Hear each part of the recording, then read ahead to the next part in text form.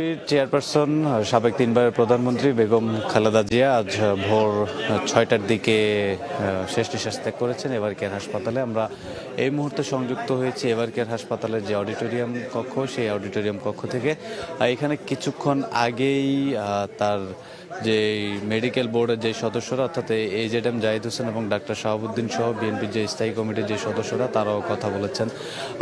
বেগম জিয়াকে আজ 30 ডিসেম্বর ভোর 6টার দিকেই ক্লিনিক্যালি ডেথ ঘোষণা করেন ডক্টর শাহাবুদ্দিন আহমেদ, এবং এর পরবর্তীতে তার যে মৃত্যুর যে বিষয়, এটি নিয়ে কথা বলেছেন বিএনপি মহাসচিব মির্জা ফখরুল ইসলাম আলমগীর। এবং মির্জা ফখরুল তার এক শোক জানানোর এক পর্যায়ে তিনি আবেগ আপ্লুত হয়ে পড়েন। আমরা দেখেছি তিনি এখানে বক্তব্য রাখতে গিয়ে কান্নায় ভেঙে পড়েন, এবং তিনি যেটি বলেছেন যে বেগম জিয়ার যে অকাল প্রয়াণ, আসলে এই প্রয়াণ জাতির জন্য একেবারেই শোকের একটি বিষয়, এবং এটি কখনোই আর কাটিয়ে ওঠা সম্ভব নয়। এই ধরনের আবেগ আপ্লুত মন্তব্য তিনি এখানে করেছেন। এবং এর পরবর্তীতে দলের সিনিয়র যুগ্ম মহাসচিব রুহুল কবির রিজভী কথা বলেছেন, এবং তিনি 7 দিনের একটি কর্মসূচি ঘোষণা করেছেন বেগম জিয়ার এই মৃত্যুর সংবাদকে ঘিরে। এবং প্রথমে তিনি যেটি বলেছেন যে তার বেগম জিয়ার মৃত্যু সংবাদ প্রকাশিত হওয়ার পর অন্তর্বর্তীকালীন সরকারের প্রধান উপদেষ্টা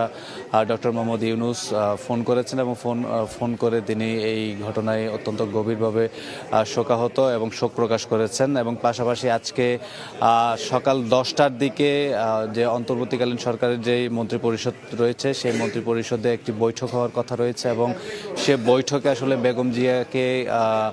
বেগম জিয়ার মৃত্যুর পরবর্তী যে কার্যক্রম, অর্থাৎ জানাজা, দাফন, রাষ্ট্রীয় মর্যাদা সহ যে বিষয়গুলো, আনুষঙ্গিক যে বিষয়গুলো রয়েছে, সেই বিষয়গুলো নিয়ে আজকে সকাল 10টায় মন্ত্রিপরিষদের যে বৈঠক, সেখানে বৈঠক হবে। এবং সে বৈঠকের সিদ্ধান্ত এবং যে বিএনপির যে দলীয় সিদ্ধান্ত, দুইটি সিদ্ধান্তকে আসলে সমন্বয় করে পরবর্তী কর্মসূচি নির্ধারণ করা হবে, এমনটাই বলেছে। পাশাপাশি এককভাবে বিএনপির পক্ষ থেকে যে কর্মসূচি, সেই কর্মসূচি সম্পর্কে রুহুল কবির রিজভী ব্রিফ করেছেন, এবং তিনি সেখানে যেটি বলেছেন যে আগামী 7 দিন বিএনপি আসলে 7 দিনব্যাপী শোক দিবস পালন করবে। এর মধ্যে অন্যতম হচ্ছে নেতাকর্মীরা 7 দিন কালো ব্যাজ ধারণ করবেন।